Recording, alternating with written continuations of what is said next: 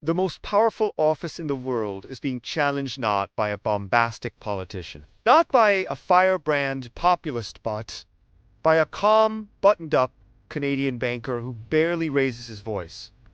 Sounds like a mismatch, right? But that's exactly why Mark Carney's approach to Donald Trump is so fascinating. This isn't a shouting match. It's a chess game, and Carney is playing it with icy precision. Mark Carney isn't your typical political brawler. He built his reputation in boardrooms, not rallies. Former governor of the Bank of Canada, former governor of the Bank of England, the guy who got Britain through Brexit panic without the financial system collapsing overnight. When chaos hits, Carney doesn't tweet. He stabilizes. And that background is exactly what makes him such an unexpected counterweight to Trump-style politics. Trump's playbook has always been simple. Dominate the conversation, escalate the conflict, force opponents into reacting emotionally. Tariffs, insults, threats everything loud, everything public. Canada has felt that pressure before. Trade wars, steel tariffs, aluminum tariffs, sudden national security claims aimed straight at Canadian industries. The expectation: Canada blinks first, gets rattled, falls in line.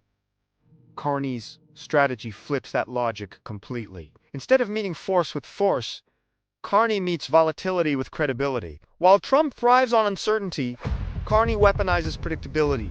He talks about markets, institutions, and long-term consequences in a way that quietly boxes Trump in. Because when investors, businesses, and allies trust one side more than the other, power starts shifting even if no one is shouting. What makes Carney dangerous to Trump isn't aggression. It's legitimacy. Trump's influence depends on bending systems to his will. Carney's entire career has been about defending systems from people like Trump. Trade rules, financial stability, independence, institutions. When Carney speaks, he isn't just expressing an opinion. He is signaling to global markets how serious Canada is about playing by the rules. And that matters a lot. During trade disputes, Carney never framed Canada as a victim. He framed it as a reliable partner in a world that desperately needs one. That's a subtle but powerful move. It forces the contrast. Canada as stable, rational, trustworthy. Trump as unpredictable, impulsive, transaction. One of those images attracts allies. The other pushes them away. And allies are the real battlefield here. Trump prefers one-on-one showdowns, where he can bully smaller players. Carney plays multilaterally. He pulls in Europe. He reinforces ties with Asia. He strengthens Canada's role as a bridge between major economies. Every time Canada looks outward instead of folding inward, Trump's leverage shrinks. There's also something deeply symbolic about Carney himself. Trump built his brand attacking globalists, bankers, and elites. Carney is all three, and yet he's widely respected across political lines. That makes him hard to demonize. You can't easily paint him as reckless or corrupt. He's boring in the most dangerous way possible. Competent. And competence is kryptonite to chaos. Carney understands that Trump's biggest weakness isn't opposition, it's patience. Trump wants immediate wins, immediate headlines, immediate submission. Carney is willing to wait. He knows markets. Remember consistency?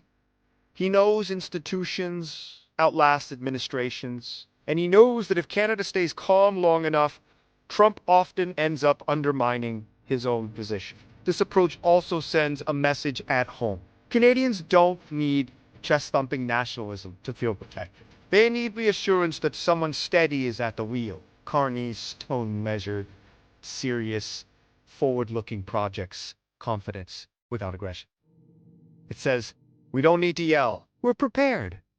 And that's the quiet genius of it. Carney isn't trying to beat Trump in the traditional sense.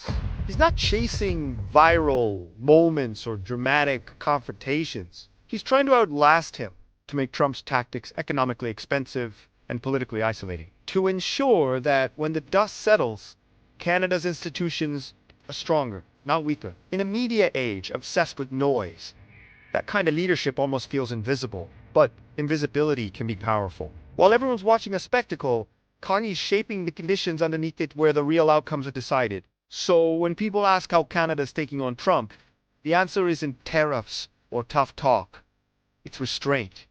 It's credibility. It's a refusal to play the game on Trump's terms. And that might be the most Canadian flex of all. Because in a world addicted to drama, MarkCarneys.com isn't weakness. It's strategy.